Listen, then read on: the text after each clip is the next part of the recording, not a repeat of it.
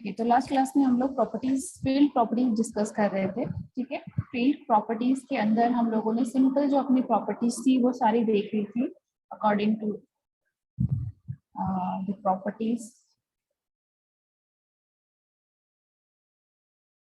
Field size, caption, default value, required and allow zero length हमने पढ़ लिया था, बट इसमें कंफ्यूजन है क्योंकि कुछ स्टूडेंट्स को अलाउ जीरो लेंथ स्ट्रिंग होती क्या है उसमें, तो एक बार उसको मैं फिर से रिपीट कर रही हूँ। ठीक है, इस कॉन्सेप्ट को।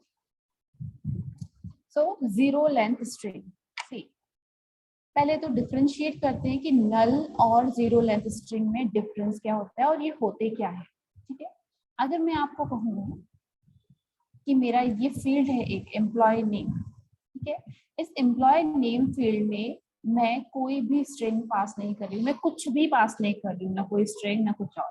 ठीक है, जस्ट मैंने पास कर दिया इसको, तो मैंने इस फील्ड को क्या छोड़ दिया है, ब्लैंक या नल छोड़ दिया। इसमें ना मैंने कोई स्ट्रिंग स्टार्ट की ना फिनिश की, इवन उसकी लेंथ जीरो भी नहीं है बिकॉज मैंने स्टार्ट ही नहीं किया, मैंने जस्ट उसको स्किप कर दिया। दैट मीन्स वो क्या है, नल। बट अगर मैं इसके अंदर लिखती हूँ double quotes open and just close, अंदर कोई भी कैरेक्टर नहीं है, कुछ भी नहीं है, और इसको आगे पास करती हूँ, तो रिजल्ट तो वही रहा, सेम ब्लैंक। लेकिन यहाँ पर क्या है, अभी जीरो लेंथ स्ट्रिंग है, यानी कि एक स्ट्रिंग है जो कि स्टार्ट हुई थी और एंड भी हुई है, लेकिन उसके अंदर जो नंबर ऑफ कैरेक्टर्स हैं वो कितने हैं, जीरो है। तो that is called zero length string. Directly हम उसको कभी ऐसे यूज नहीं कर रहे हैं, हमें ब्लैंक छोड़ना है तो हम ब्लैंक छोड़ देते हैं, जीरो लेंथ स्ट्रिंग को हम यूज नहीं करते हैं। बट जब इसके एडवांस यूज पे आप जाओगे तो वहां पर इसकी रिक्वायरमेंट होती है।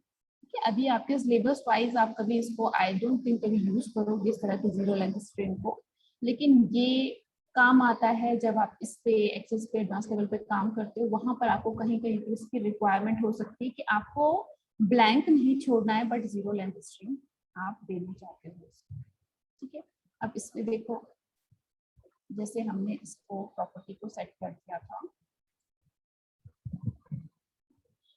रिक्वायर्ड प्रॉपर्टी को,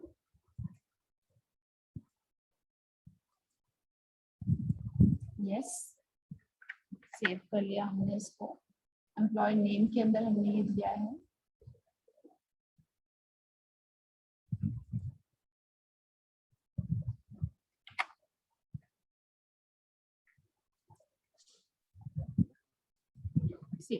जब हमने इसकी रिक्वायर्ड प्रॉपर्टी को यस किया, दैट मीन्स हम नल एक्सेप्ट नहीं कर रहे हैं इसके अंदर। ठीक है, नल एक्सेप्ट नहीं कर रहे हैं, और अभी मैंने इसको जीरो लेंथ स्ट्रिंग पास किया है और मैं आसानी से नीचे आ गई, इसमें कोई भी प्रॉब्लम क्रिएट नहीं की। तो वहां पर ये बेनिफिट कर सकता है हमको, जहां पर कि हमें रिक्वायर्ड यस भी रखना है, यानी कि कोई नल पास ना करे but zero length string pass हो जाए, यानी कि हम खाली छोड़ना चाहते हैं बट अपने तरीके से।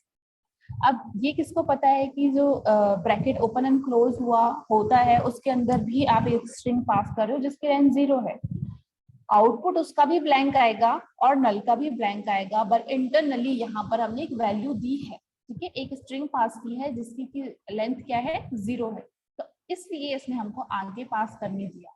बट अगर आप इसको जस्ट नल छोड़ देते हो तो ये आपको आगे नहीं जाने देगा।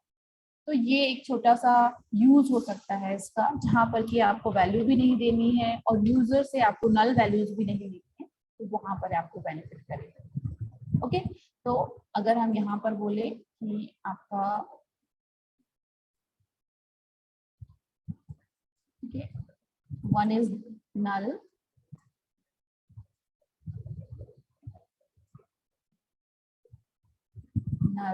And one is zero length string. ठीक है, इस केस में ये बिल्कुल एम्प्टी रहेगा, बट यहाँ पर आप जो वैल्यू दोगे वो क्या होती है, एक स्ट्रिंग होती है जिसकी की लेंथ क्या है, जीरो, यानी कि इसके अंदर आपने कोई भी कैरेक्टर पास नहीं किया। अभी क्लियर हुआ दोनों के बीच में डिफरेंस। एक एग्जांपल भी हमने देख लिया कि अगर हमने इस फील्ड की, एम्प्लॉय नेम वाले फील्ड की रिक्वायर्ड प्रॉपर्टी को यस किया, ये रिक्वायर्ड प्रॉपर्टी को यस करने का मतलब होता है कि हमको यहाँ पर हमको यहाँ पर नल वैल्यू को एक्सेप्ट नहीं करना है। अगर मैंने कहा रिक्वायर्ड इज यस, इसका मतलब नल को आप एक्सेप्ट नहीं करोगे, और अगर रिक्वायर्ड को मैंने नो किया है तो इसका मतलब नल को एक्सेप्ट करेगा, ये यही होगा, ठीक है। लेकिन अगर मैंने रिक्वायर्ड को यस किया है, दैट मीन्स आप नल को एक्सेप्ट नहीं करोगे, आपको कुछ ना कुछ एंटर करना पड़ेगा, तो वहां पर आप जीरो लेंथ स्ट्रिंग एंटर कर सकते हो अगर आप उसको खाली ही छोड़ना है। बट जीरो लेंथ स्ट्रिंग के अंदर भी आपको इस तरह से स्ट्रिंग पास करनी पड़ेगी, आप उसको ब्लैंक छोड़ के आगे नहीं कर सकते, ठीक है। तो मीनिंग समझ लीजिए, नल का मतलब empty and zero length string का मतलब one string with zero character. Okay, तो ये डिफरेंशिएशन था दोनों के बीच में। इतना क्लियर है सब लोगों को? जिन जिनकी क्वेरी थी कल जीरो लेंथ स्ट्रिंग के regarding, now clear what is zero length string?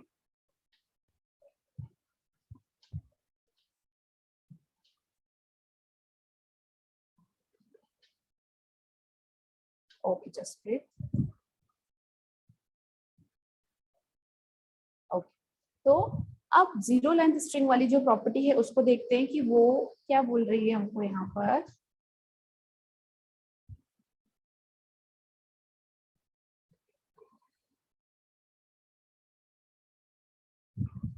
अब यहाँ पर है अलाउ जीरो लेंथ स्ट्रिंग, तो आपको जीरो लेंथ स्ट्रिंग को अलाउ करना है या नहीं करना है। अगर आप चाहो कि यहाँ पर नल भी ना छोड़े यूजर और जीरो लेंथ स्ट्रिंग भी एंटर ना कर पाए, तो आप यहाँ पर अलाउ जीरो लेंथ स्ट्रिंग को सिंपली क्या कर लोगे, ड्रॉप डाउन से नो सेलेक्ट कर लो, ठीक है। अब इसको आप सेव कर लो, यस कर लीजिए। अब आप देखो यहाँ पर, तो आप जो भी न्यू रिकॉर्ड इंसर्ट करोगे और यहाँ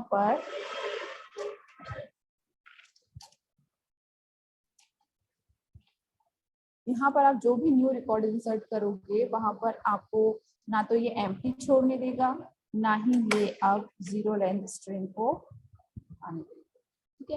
यानी कि आपको more than zero characters enter करने ही पड़ेंगे, तभी ये आगे आपका जाएगा, अदरवाइज ये नहीं जाएगा। Okay, clear? तो अलाउ जीरो लेंथ स्ट्रिंग आपका रिस्ट्रिक्ट करता है जीरो लेंथ को according to your option yes और नो। नाउ ये आपकी सारी सिंपल सेटिंग्स या प्रॉपर्टीज जो थी वो हो चुकी है।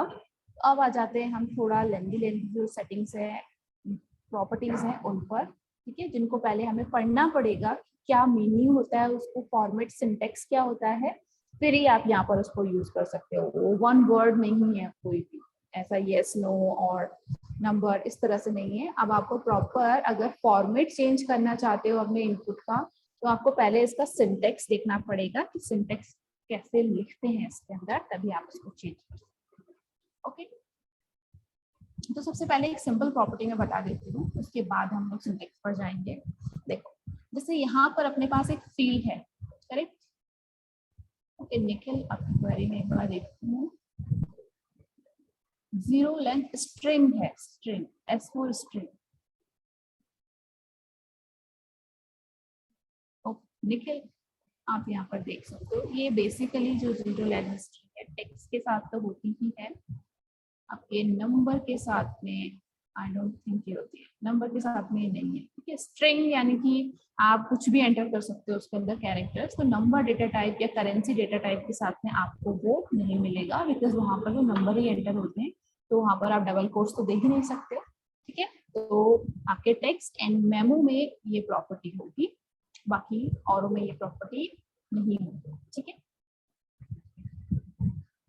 ओके, नाउ हम बात कर रहे थे कि सपोज अपने पास एक फील्ड है एम्प्लॉय नेम। अब यहाँ पर देखो, यूजर कोई भी जो यूज कर रहा है, अभी तो मैं ही यूज कर रही हूँ, सपोज मैंने किसी को ये हैंड ओवर कर दिया डेटाबेस, अब यूजर यहाँ पर एंट्रीज कर रहा है, तो कभी ब्लैंक छोड़ रहा है, कभी नेम एंटर कर रहा है, कभी स्मॉल में लिख रहा है, कभी कैपिटल में लिख रहा है, जैसे उसकी मर्जी आ रही है वैसे लिख रहा है। तो इससे क्या है, हमारा जो प्रॉपर फॉर्मेट है वो सही नहीं दिखेगा, राइट? कभी स्मॉल, कभी कैपिटल, कभी अपने हिसाब से सब टाइप कर रहे हैं। तो हम क्या चाहते हैं कि यूजर चाहे जिस भी केस में टाइप करे, अपर केस में टाइप करे या लोअर केस में टाइप करे, वो बाद में किस में चेंज हो जाए या सेव किस में हो, अपर केस में सेव हो, हम उसको कन्वर्ट करना चाहते हैं इनटू अपर केस यूजर के एंटर करने के बाद। रिक्वायरमेंट समझ में आई? हम इस फील्ड में सिर्फ और सिर्फ अपर केस में ही नेम को एक्सेप्ट करना चाहते हैं, सारे लेटर्स अपर केस में। ठीक है, तो यहाँ पर हम सिंपली क्या करेंगे, डिजाइन व्यू पर जाएंगे। ये वो मेरा फील्ड है जिसमें मैं ये ऑपरेशन करना चाहती हूँ परफॉर्म। एम्प्लॉय नेम में एम्प्लॉय नेम की फॉर्मेट प्रॉपर्टी, वो एक फॉर्मेट है। आपने देखा होगा वर्ड एक्सेल वगैरह में जब हमने फॉर्मेटिंग की थी तो उसमें क्या होता है, अपर केस में चेंज करो, लोअर में चेंज करो, कलर चेंज करो, फॉन्ट साइज चेंज करो, ये सारी फॉर्मेटिंग की प्रॉपर्टी होती है। तो यहाँ पर भी ऐसे ही कोई प्रॉपर्टीज को चेंज करना है तो ये वाली आपकी वो प्रॉपर्टी है फॉर्मेट। फील्ड प्रॉपर्टी के अंदर, फॉर्मेट प्रॉपर्टी के अंदर आपको कर सकते। तो अगर हमें वो अपर केस में कन्वर्ट करना है सारा टेक्स्ट जो भी यूजर उसमें एंटर करे, तो सिंपल है बिल्कुल, आपको एक सिंबल देना है यहाँ पर ग्रेटर देन। फॉर्मेट प्रॉपर्टी के अंदर ग्रेटर देन सिंबल इंसर्ट करना है, सेव करना है एंड अब क्या होगा, आपके सारे नेम्स जो थे वो अपर केस में कन्वर्ट हो गए। इवन अब मैं जो न्यू एंट्री करूंगी और इसमें मैं अगर किसी भी केस में नेम एंटर कर रही हूँ तो वो मेरे एंटर पे या आगे पास होने के केस पे खुद ही अपर केस में कन्वर्ट हो जाएगा। ओके, तो ये था कि आप कैसे अपने टेक्स्ट को अपर केस में कन्वर्ट कर सकते हो थ्रू फॉर्मेट प्रॉपर्टी। ओके, ऐसे ही अगर हमें सारा टेक्स्ट लोअर केस में कन्वर्ट करना हो तो जस्ट इसका रिवर्स है, लेस देन। अपर केस के लिए greater than and lower case के लिए लेस देन आपको यहाँ पर इंसर्ट करना। सेव कर लेंगे and go to the data sheet view and देखो सारे के सारे नेम्स आपके लोअर केस में कन्वर्ट। ठीक है, तो इसमें बहुत ज्यादा ऑप्शन नहीं है अपने पास, सेंटेंस केस एंड ऑल, हमारे पास अपर एंड लोअर केस के लिए ही सिंबल्स अवेलेबल है। ठीक है, तो यहाँ पर आप इनको इस तरह से अपर या फिर लोअर, ऑल अपर और लोअर आप कन्वर्ट कर सकते हैं। क्लियर है इतना? रिप्लाई करते रहिए, समझ में आ रही है चीज, नहीं आ रही है?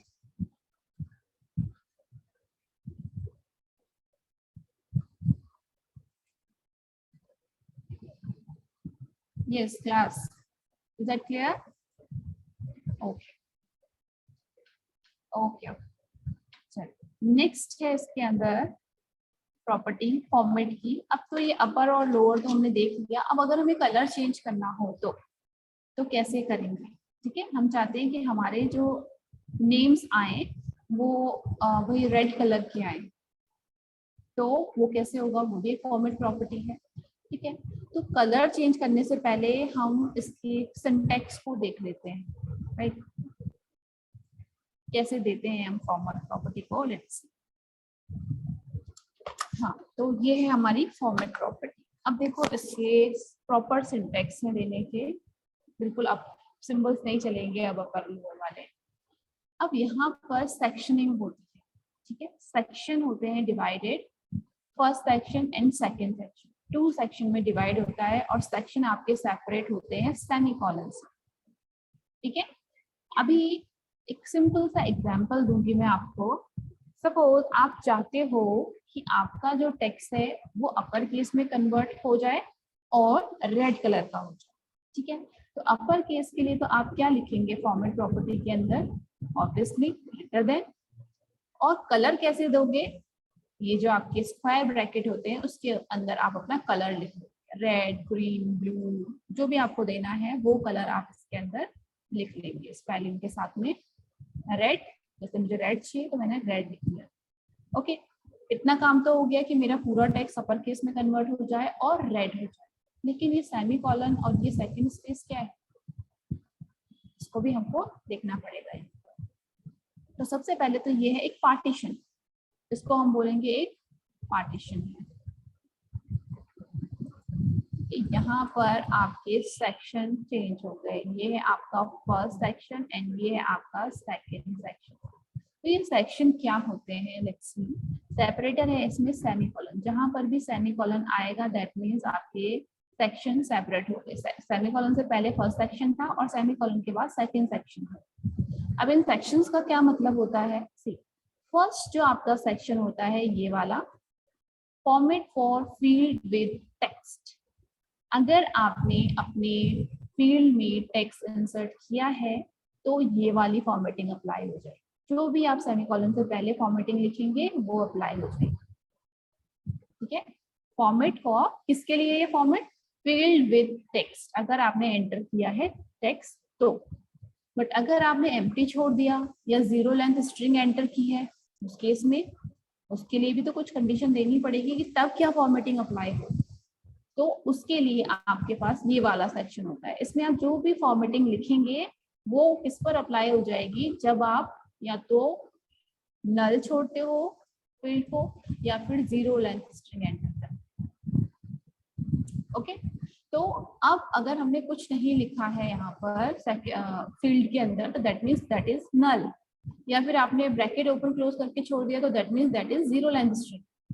तो उस केस में आप क्या फॉर्मेटिंग चाहते हैं? राइट, तो अभी हम फिलहाल करते हैं फॉर्मेटिंग किसके लिए? इसके लिए, फील्ड विद टेक्स्ट के लिए। ठीक है, उसके बाद फॉर्मेटिंग करेंगे हम एक बार नल के लिए एंड देन एक बार जीरो लेंथ स्ट्रिंग के लिए। क्लियर? तो ये है आपके सेक्शन। ठीक है, आ जाइए वापस एक्सेल एक्सेस पे।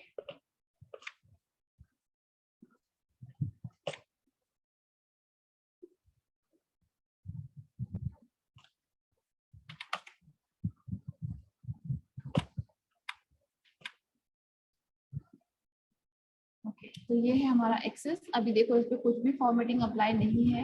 हमने कहा कि यहाँ पर जितने भी फील्ड हैं जिनके अंदर की टेक्स्ट है उस पर क्या फॉर्मेटिंग अप्लाई हो जाए कि आपका टेक्स्ट ग्रीन कलर में आ जाए। ठीक है, हम चाहते हैं ग्रीन कलर में आ जाए और क्या हो जाए? कैपिटल हो जाए, ऑल कैप्स हो जाए। तो कौन कौन से फील्ड है जिनके अंदर टेक्स्ट है? ये लावेश, हिना, केशव, गौरव और ये दोनों। ठीक है, बाकी क्या है? या तो नल है या तो जीरो लेंथ स्ट्रिंग होगा। इसलिए एक बार हम लोग वो फॉर्मेटिंग चेंज कर देते हैं, नहीं तो ये हमको लेने नहीं देगा वो चीज। ठीक है, तो हम रिक्वायर्ड भी नो कर देते हैं और जीरो लेंथ स्ट्रिंग को यस कर देते हैं। ऐसा क्यों कर रहे हैं हम? क्योंकि हमको वो वाली सेटिंग भी इस पे चेक करनी है। राइट, तो उसके लिए हमने इसकी बाय डिफॉल्ट सेटिंग पे ही उसको वापस ले आए। अब हमको सेटिंग जो फॉर्मेटिंग करनी है किसके लिए करनी है? फील्ड विद टेक्स्ट के लिए। तो वो फर्स्ट सेक्शन में आएगा। फर्स्ट सेक्शन आपका डायरेक्टली स्टार्ट होता है, ये आ गया, और स्क्वायर ब्रैकेट के अंदर हमने लिख दिया ग्रीन, ग्रीन लिख दिया।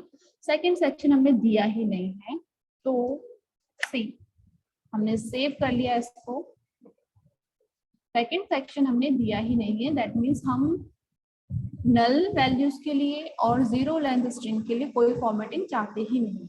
ठीक है, तो ऐसा नहीं कि आपको देना कंपलसरी है, आपको फॉर्मेटिंग देनी है तो सेक्शन को अप्लाई करो, सेमीकोलन के बाद आपने सेटिंग लिखो आप, और नहीं चाहिए तो उसको इंक्लूड ही मत करो। ओके, तो हमने क्या किया? Field with text first section होता है, वेरी फर्स्ट सेक्शन होता है, तो उसके अंदर हमने लिखा greater than and colour should be green. तो ये आपका फील्ड विद टेक्स्ट जो है उन फील्ड्स पर कैपिटल भी हो गया और ग्रीन कलर की अप्लाई हो। इतना क्लियर है? स्टेप बाय स्टेप चलेंगे। इतना क्लियर है तो फिर हम नेक्स्ट नल वैल्यूज के लिए अप्लाई करके देखते हैं। फटाफट से रिप्लाई कीजिए, इतना क्लियर है तो। ओके ओके, खुशी है नितेश।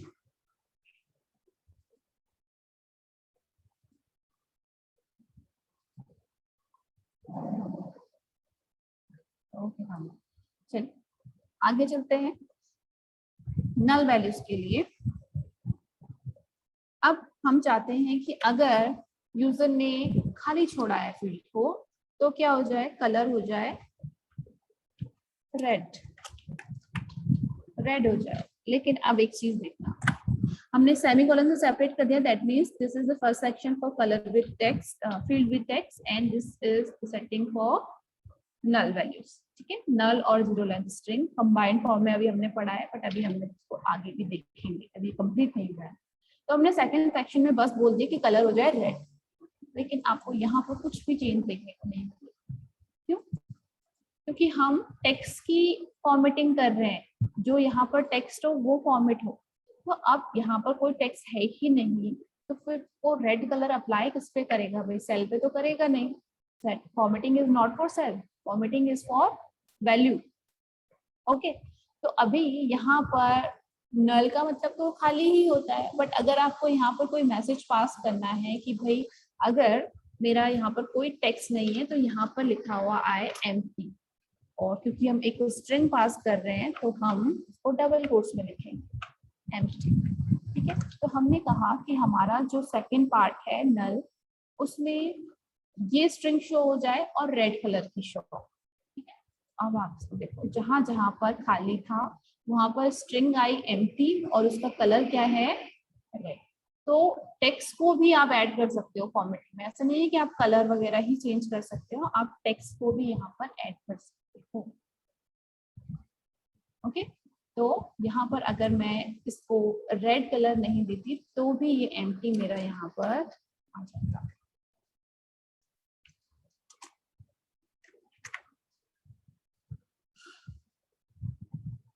एम्प्टी आया है बट मैंने रेड कलर हटा दिया तो वो रेड कलर चला गया। ठीक है, आप चाहो तो यहाँ पर एक बार दे सकते हो।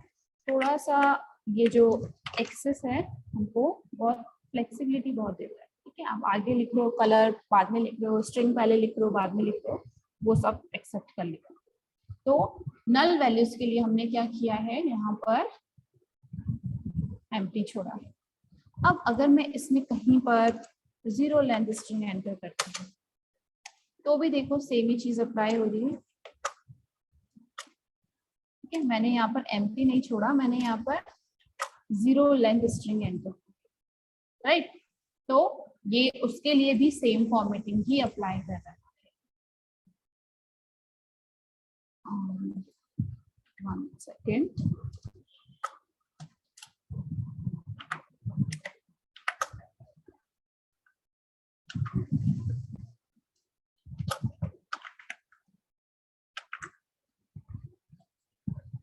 सेम। अब क्या हुआ, मैंने इसमें थर्ड सेक्शन भी एंटर कर लिया एक। ठीक है, और उस थर्ड सेक्शन में मैंने लिखा है ZLS और कलर दिया है मैंने इसमें ब्लू। तो ये क्या कर लिया इसने, सी। कुछ सेक्शंस पे तो फील्ड विद टेक्स्ट पे तो अपना बिल्कुल करेक्ट आ रहा है। अब यहाँ पर देखो, यहाँ पर ZLS विद ब्लू कलर और ये रेड कलर का आ गया। अब एक बार मैं इसको जीरो लेंथ स्ट्रिंग अप्लाई करके देखती हूँ तो ये देखो उल्टा चल रहा है। अगर मैं यहाँ पर जीरो लेंथ स्ट्रिंग एंटर कर रही हूँ तो ये कौन सी वाली फॉर्मेटिंग अप्लाई कर रहा है, सेकंड सेक्शन वाली। ठीक है, और अगर मैं इसको नल छोड़ रही हूँ, बिल्कुल नल छोड़ रही हूँ, जैसे कि ये है बिल्कुल नल है, इसके अंदर कोई एंट्री नहीं है, एंटर किया तो ZLS आ। तो यहाँ पर देखो हर एक सेक्शन प्री डिफाइंड होता है, हर एक सेक्शन प्री डिफाइंड। तो ये वाला जो सेक्शन है आपका, ये किसके लिए है, ये है फील्ड विद टेक्स्ट के लिए। ये वाला सेक्शन है आपका जीरो लेंथ स्ट्रिंग के लिए, जो हम चाह रहे हैं कि इस पे आए। तो ये है वो सेक्शन। ठीक है, तो यहाँ पर आपको वो लिखना पड़ेगा। और ये वाला जो सेक्शन है ये है आपका नल के लिए।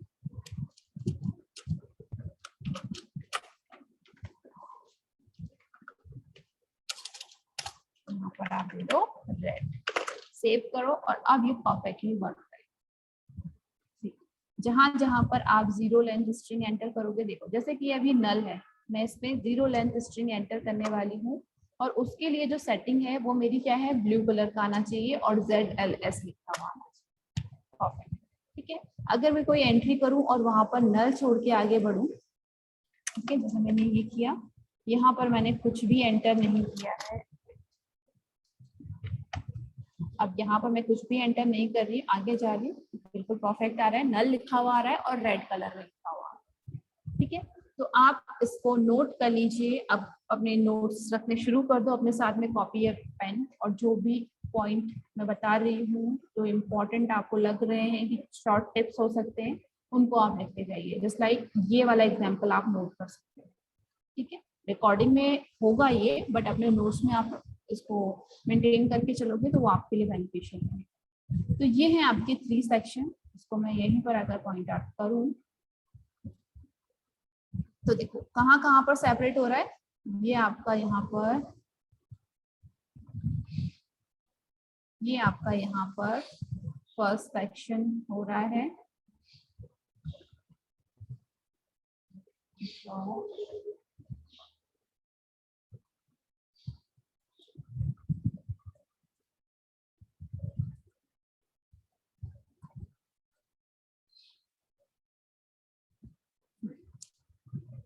ये सेमीकोलन जहां पर दिख रहा है ये आपका यहाँ पर फर्स्ट सेक्शन हो गया, सेक्शन 1।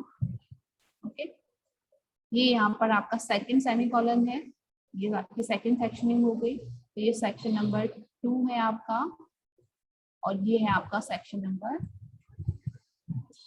ओके, तो ये जो फर्स्ट सेक्शन है this is for field with text. आप फुल फॉर्म में लिखना है इसका, field with text. Okay, second section is for zero length string. Zero length string पे आप जो भी फॉर्मेटिंग देना चाहो आप सेकेंड सेक्शन पे दो। And this is third section for null values. तो उसके लिए आप जो भी फॉर्मेटिंग देना चाहो यहाँ पर आप ये थर्ड सेक्शन में दो। क्लियर? ये होती है आपकी फॉर्मेटिंग। आप इसमें कलर चेंज करना चाहते हो, केस चेंज करना चाहते हो तो आपको कर सकते हो। बस लिमिटेड सेटिंग्स हैं, ज्यादा कुछ है नहीं इसमें कि आप फॉन्ट स्टाइल और ये सब या ज्यादा कलर, जो अपने पास इतने सारे कलर्स होते हैं, लिमिटेड कलर्स हैं और लिमिटेड सेटिंग।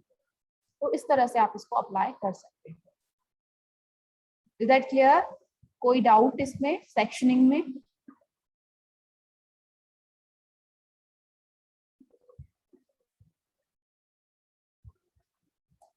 कोई भी डाउट किसी भी स्टूडेंट को? क्लियर है ये? आगे चले, नेक्स्ट टॉपिक की तरफ चलें फिर। ओके, चलिए अच्छा है, एक बार में समझ आ गया आप लोग को, क्लियर हो गया तो आगे चलते हैं फिर। तो ये था आपके सेक्शनिंग। तो यहाँ पर बेसिकली 2 सेक्शन लिखे हैं। सेकंड सेक्शन में दोनों को इन्वॉल्व किया हुआ है, बट अगर हम इनको भी फर्दर डिवाइड करें तो सेकंड जीरो लेंथ स्ट्रिंग के लिए होता है और थर्ड आपका नल वैल्यूज। ये दोनों तो हम पढ़ ही चुके हैं, greater than and less than वाला। ओके, अब आ जाते हैं हम यस नो डेटा टाइप के लिए है ये वाली formatting.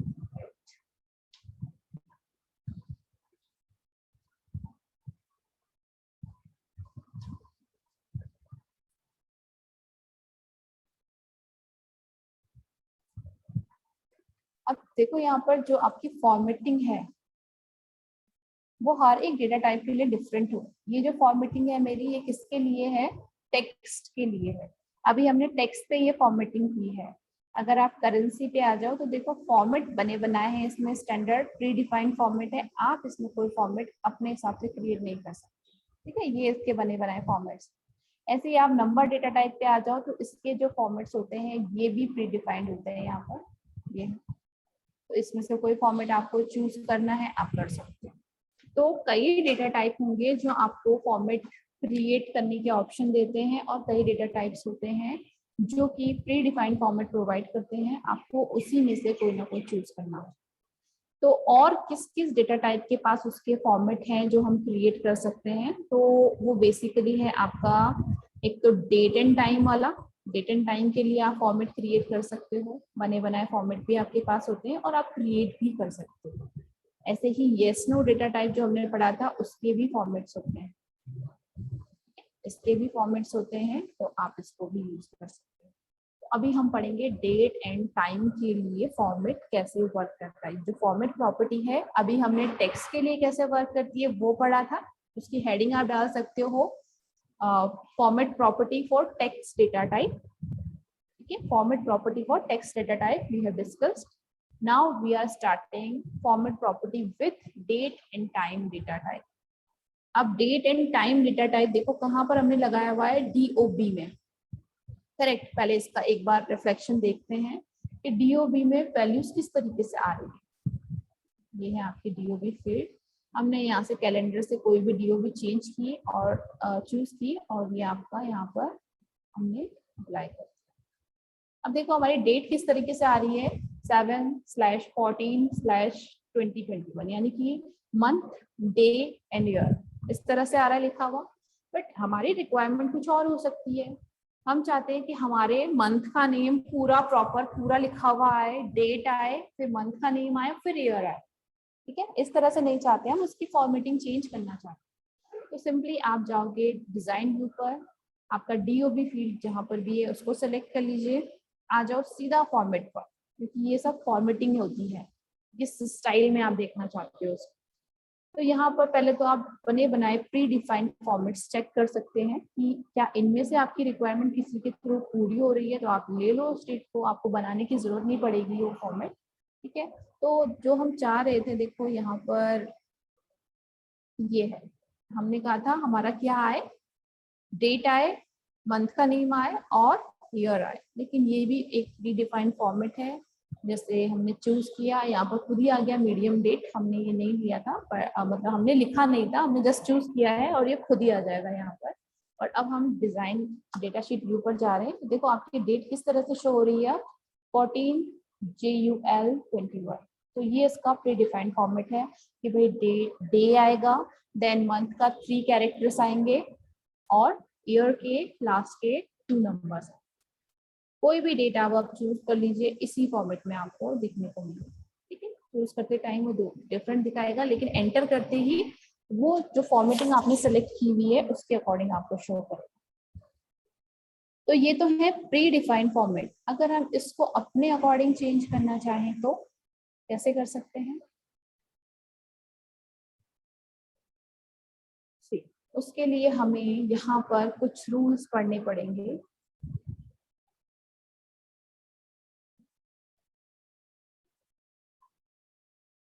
For date time data type, formatting for date time data type. तो यहाँ पर आप देखो ये सारी चीजें आपको पता होनी चाहिए if you want to format a date time data type value.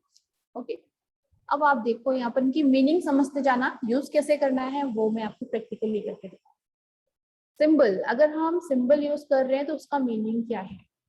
अगर हम कोलन यूज कर रहे हैं तो कोलन टाइम सेपरेटर के लिए हम यूज करते हैं। टाइम सेपरेटर का मतलब अपने टाइम में 3 पार्ट्स होते हैं, आवर, मिनट एंड सेकेंड। तो तीनों को सेपरेट करने के लिए हम कोलन का यूज करते हैं। जस्ट लाइक आप मेरी स्क्रीन पर टाइम देख रहे हो अभी, तो टाइम आपको कैसे पता चल रहा है कि 9:36 हो रहे हैं, आपको कैसे पता चल रहा है, क्योंकि 9 और 36 के बीच में कोलन है, राइट। तो कोलन सेपरेट कर रहा है कि first part is our and second part is minute. तो ये सेपरेटर है और ये ग्लोबल सेपरेटर है टाइम का, हम ये मान सकते हैं, क्योंकि एक्सेस भी इसी को फॉलो करता है कि अगर आपको टाइम इंक्लूड करना है कहीं पर तो सेपरेटर की जगह पर आपको कोलन इंसर्ट करना पड़ेगा। ठीक है, तो जहां पर भी टाइम लिखोगे सेपरेटर में कोलन यूज करो। नेक्स्ट है स्लैश। स्लैश कहाँ पर यूज होता है, डेट सेपरेटर की जगह पर यूज। स्टैंडर्ड फॉर्मेट है ये। जनरल लाइफ में हम डेट में कुछ भी लिख देते हैं बीच में, जैसे मैं आज की डेट बोलूँ तो 13/7/2021 है, तो मैं उसको किसी भी टाइप से लिख सकती हूँ ना। यहाँ पर अपनी कॉपी में अगर हमें डेट डालनी हो, कहीं पर भी हमें डेट डालनी हो, तो हम ज्यादा इसको सोचते नहीं है। जैसे हमने लिखा 13, इस तरह से 2021, तो यहाँ पर हम स्लैश भी डाल देते हैं, यहाँ पर हम हाइफन भी डाल देते हैं। ठीक है, हाइफन भी डाल देते हैं कभी कभी, या हम डॉट करके भी लिख लेते हैं। तो सेपरेटर की जगह पे हम कुछ भी इंसर्ट कर लेते हैं, बट इन एक्सेस आपको स्लैश डालना पड़ेगा। ठीक है, स्लैश, फॉरवर्ड स्लैश, इसको ही आपको इंसर्ट करना पड़ेगा एज अ डेट सेपरेटर। बाकी और कुछ भी आप करोगे तो वो प्रॉब्लम क्रिएट कर सकता है। ओके, तो slash is the separator for date and colon is the separator for time. इतना क्लियर है। प्रैक्टिस क्वेश्चंस अभिषेक, बिल्कुल दे सकती हूँ मैं आप लोग को प्रैक्टिस क्वेश्चन। क्यू बैंक में एक बार चेक कर लूंगी और उसको शेयर कर दूंगी ड्राइव पर। ठीक है, तो एक्सेस के जो थ्योरी वाला पार्ट है उसमें आप चेक कर लेना आज। तो उसके अंदर जो एक्सेस के क्वेश्चंस हैं उनको आप 1 बाय 1 सॉल्व करते चलिए जितना पढ़ाया जा रहा है उसके ऊपर। Okay okay Vanshita. Now next is D. बस ये वाला डिस्कस करते हैं, बाकी हम कल करेंगे। डी, डी जो होता है that is use for day, क्योंकि हमारी जो डेट होती है उसके 3 पार्ट्स हैं, day, month and year. 3 part होते हैं, कौन सा डे चल रहा है मंथ का, कौन सा मंथ चल रहा है और कौन सा ईयर चल रहा है। तो D is use for day, ये वाला part, correct. The day of the month in 1 or 2 numeric digit as needed, 1 2 3 1। तो जब भी हम अपने यहाँ डेटा शीट व्यू में डे वाले पार्ट में नंबर वैल्यू देखना चाहते हैं, ठीक है, और उसको कैसे देखना चाहते हैं, 1 डिजिट में या फिर जितनी डिजिट रिक्वायर्ड है उतने डिजिट में, तो आप डी यूज करोगे वहां पर। मतलब क्या है, जैसे अगर आप आज 13 तारीख है तो 13 ही आएगा, एक डिजिट में तो उसको शो नहीं कर सकते है ना। लेकिन अगर आज होती 7 तारीख तो हम इसको 7 भी लिख सकते हैं और 07 भी लिख सकते हैं, दोनों करेक्ट है। तो ये वाला जो है वो यूज होगा यहाँ पर, यानी कि आपको जस्ट 7 को 7 ही दिखाना है, 1 डिजिट में ही दिखाना है एज रिक्वायर्ड, 0 इंक्लूड करने की जरूरत नहीं है, तो वहां पर आप डी यूज करोगे। अगर आप डबल डी यूज करते हो फॉर्मेट की जगह पर डे वाले पार्ट में, तो आपको 01 शो होगा, ठीक है। ये डिफरेंस है। कैसे यूज करना है, कंफ्यूज मत करना, कहाँ पर यूज करना है, कैसे यूज होगा, जस्ट मीनिंग समझते जाइए। कैसे यूज करना है वो मैं प्रैक्टिकली आपको विद एग्जांपल, हर एक का एक एग्जांपल देते हुए चलूंगी। ओके, तो आज के लिए इतना ही रखते हैं। डी आपको सिंगल डिजिट में या जितनी डिजिट रिक्वायर्ड है, डबल डिजिट में तो आएगा ही, और अगर सिंगल डिजिट वाले हैं तो उसमें 0 इंक्लूड नहीं करेगा, और डबल डी अगर आप इंक्लूड करते हो डे वाले पार्ट में तो ये आपको डबल में ही हमेशा आउटपुट दिखाएगा, ठीक है। तो 9 तक वो 0 करके इंक्लूड करेगा, बाकी तो सब डबल डिजिट में होते ही हैं 10 के बाद, तो उसमें तो उसको जरूरत नहीं है, करेक्ट। तो ये है आपके डी एंड डबल डी का मीनिंग। यहाँ पर कैसे अप्लाई करना है वी विल डिस्कस टुमारो। कोई क्वेरी हो आपकी इससे रिलेटेड तो आप पूछ सकते हैं, आप कल भी पूछ सकते हैं इसको प्रैक्टिस के बाद क्लास में।